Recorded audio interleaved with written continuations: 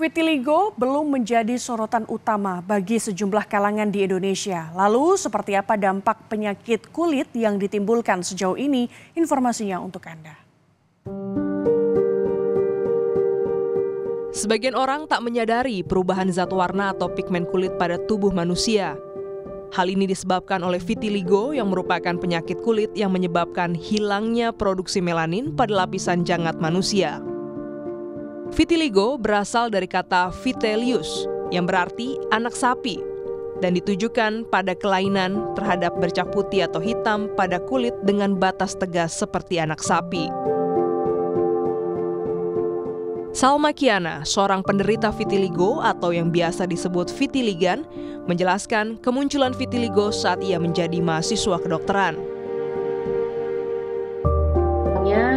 Mulai muncul bercak putih di kulit aku secara tiba-tiba di area awalnya di sekitar kelopak mata. Dulu tuh yang nyadar bukan aku, yang nyadar temen aku. Jadi temen aku bilang, "Mak, kok kamu ngeblend eyeshadow-nya nggak rata gitu kan." So kayak, masa sih gitu. Tapi pas aku hapus makeup di rumah, ternyata bukan ngeblendnya nggak rata, cuman emang si warna kulit aku tuh nggak rata. Tapi beberapa hari kemudian kalau nggak salah waktu itu ternyata mulai agak sedikit menyebar. Terus kayak ada temen aku lagi yang notice kayak bilang, "Ma, kamu panuan ya?" gitu. Minimnya informasi mengenai vitiligo membuat Salma dan keluarganya menganggap penyakit ini harus disembuhkan. Sejumlah vitiligo menyebar pada kulit Salma dan ia pun mencoba berbagai perawatan kulit hingga 1 tahun kemudian menjalar ke leher yang membuatnya risau.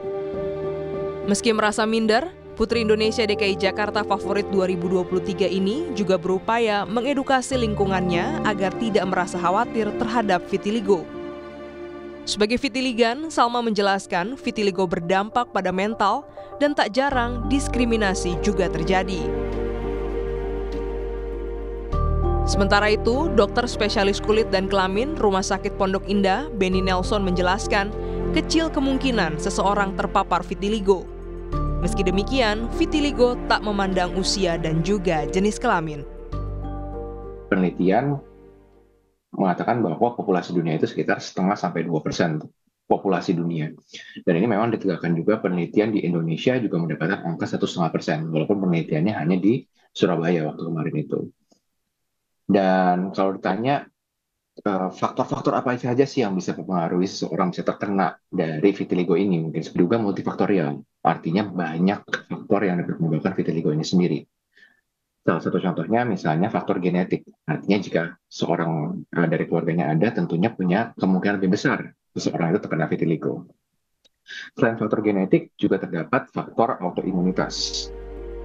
Benny menambahkan, vitiligan menanggung beban ganda, baik karena vitiligo yang dideritanya dan juga stigma dari masyarakat. Di lain pihak, Hani Virginia, Ketua Vitiligan Indonesia, menceritakan beban vitiligan karena minimnya edukasi vitiligo.